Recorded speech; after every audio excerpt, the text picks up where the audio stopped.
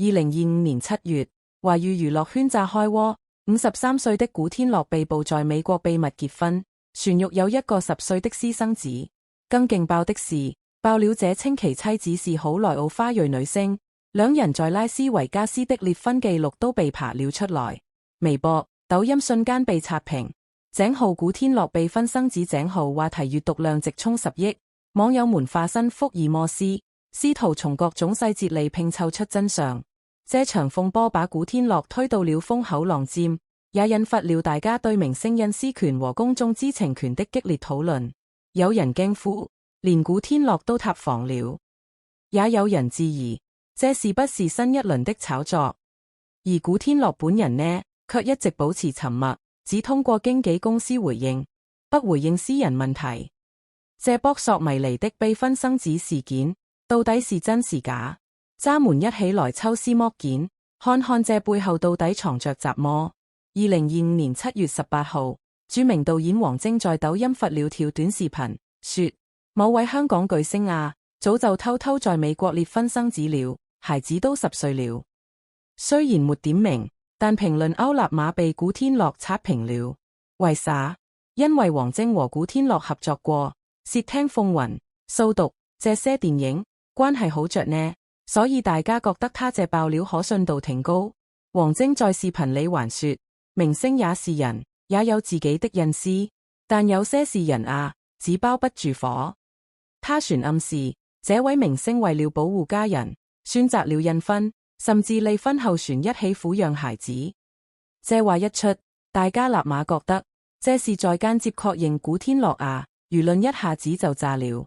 爆料者娛樂偵探阿 Ken 在微博上發了張模糊的結婚登記表截圖，上面寫着 Louis Koo 古天樂的英文名和一個叫華玉線華玉星的女性，2015年在拉斯雍加斯註冊獵婚。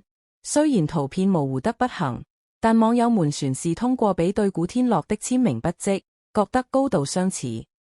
船有網友翻出了黃紀瑩2023年接受採訪的片段。被問到和古天樂的關係時，他笑着說：有些是人，過去了就過去了。這模棱兩可的回答，被大家解讀為默認隱婚。更巧的是，黃紀瑩閨蜜最配照片裡，她抱着個男孩，這下網友們更激動了，覺得這是實錘證據。面對鋪天蓋地的質疑，古天樂本人一直沒直接回應，就通過經紀公司說了句不回應私人問題。不過，他圈內好友豬皮的爆料，卻讓這事人更複雜了。豬皮在直播裡說，古天樂現在船跟媽媽住一起呢，每天得媽媽叫起床，哪來孩子啊？他船透露，香港那些資深娛記都說古天樂未婚，爆料者根本拿不出證據。古天樂的感情史裡，黃紀瑩是唯一被他公開承認過的女友。兩人1994年因為合作電視劇餐餐有送家，走到一起。2001年分手。古天樂曾經感慨，他在我最低谷的時候陪着我，這份情我永遠記得。雖然分手後他們全保持聯繫，但古天樂一直沒再公開過戀情。2021年的時候，有娛記爆料說他們因婚生子後離婚，但古天樂在《明日戰記》宣傳的時候明確否認了，我船沒裂婚呢，非常喜歡小孩。這次風波裡，黃紀瑩一直未回應，不過她的社交媒體評論勾已經被網友攻陷了，大家都喊她出面解釋。古天樂和宣萱因為合作刑事偵緝檔案4尋秦記成了經典熒幕情侶，粉絲們天天喊話讓他們在一起。2024年的時候，兩人傳被傳因婚生子，古天樂在活動現場幽默回應，現在有人在網上亂說我和宣萱獵婚生子，根本沒有這回事。宣萱也笑着說，我們像兄弟，不可能啦。船友和李若彤的楊過小龍女 CP 更是讓粉絲們念念不忘。雖然兩人私下交情不錯，但一直是以朋友相稱。李若彤曾經說過，古天樂是很好的人，但我們更適合做搭檔。這次爆料裡，最吸引人的就是好萊塢花裔女星的身份了。網友們列出了好多嫌疑人，像信息全宇宙走紅的虎慧倫參演變形金剛5的李冰冰，船有和古天樂合作過廣告的混血模特，不過都沒啥實質證據。有知情人士透露，這位女星已經退出娛樂圈，專心家庭了，而且和古天樂是因為慈善活動認識的。不過，這話沒得到證實。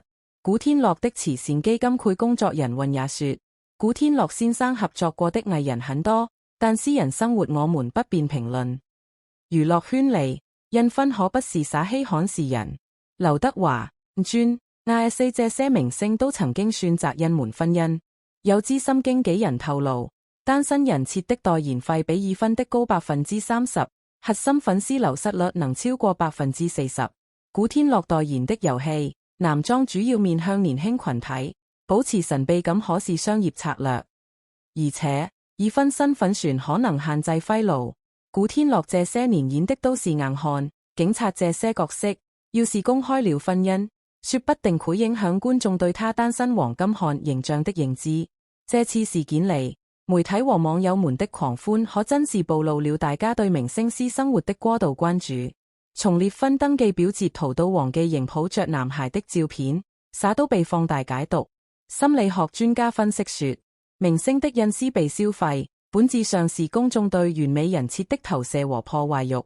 當現實和想象不符的時候，爭議就產生了。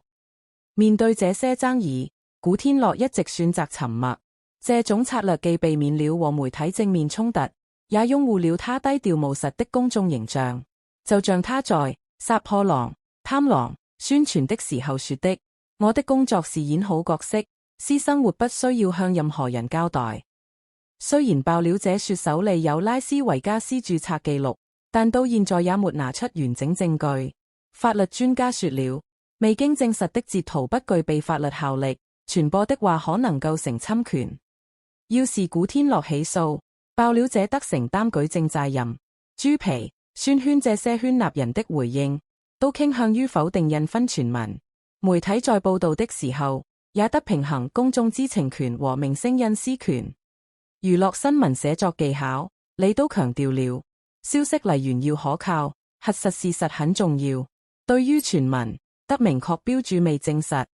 古天樂的粉絲們這次表現得挺理性，評論歐高讚留言都是：我們喜歡的是他的演技和慈善，不是他的婚姻狀況。就算有孩子，也祝福他。這種態度反映了公眾對明星去偶像化的趨勢，更關注專業能力，而不是私生活。古天樂的成長經歷那叫一個戲劇性。18歲的時候，因為兄弟義氣替朋友頂罪，進了監獄22個月。這段經歷讓他開始反思人生。出獄後成了廣告模特。1993年簽約了 TVB，1995年就憑《神鵰俠侶》你的楊過一角走紅了。古天樂的慈善行為知道的人可不多。2009年他成立了古天樂慈善基金會，到2018年底，已經在貴州這些山丘捐建了100多所學校。他船要求捐贈協議裏註明不透露細節，這種低調和他對私生活的保護簡直一模一樣。雖然都年過半百了，古天樂還是和父母住一起，每天得媽媽叫起床。他熱愛電子遊戲，船投資過電競戰隊。這種孩子氣被大家解讀為對青春的彌補，也讓他更享受自由，不願意被婚姻束縛。到2025年8月，古天樂的被婚生子事件算是沒個定論，爆料者沒拿出實質證據，古天樂選擇沉默。公眾在猜測和理性之間搖擺不定，或苦，就像他在九龍城寨之圍城裏說的：有些事人不需要向全世界解釋。對於明星來說，私生活是否公開，本質上是個人的選擇。公眾在滿足好奇心的時候，也得尊重他們的隱私權。畢竟，我們喜歡的是古天樂在《殺破狼》《貪狼》裏的硬漢形象。是他在慈善事業裏的無私奉獻，而不是他的婚姻狀況。咱們就好好關注作品，尊重別人的選擇，這樣多好。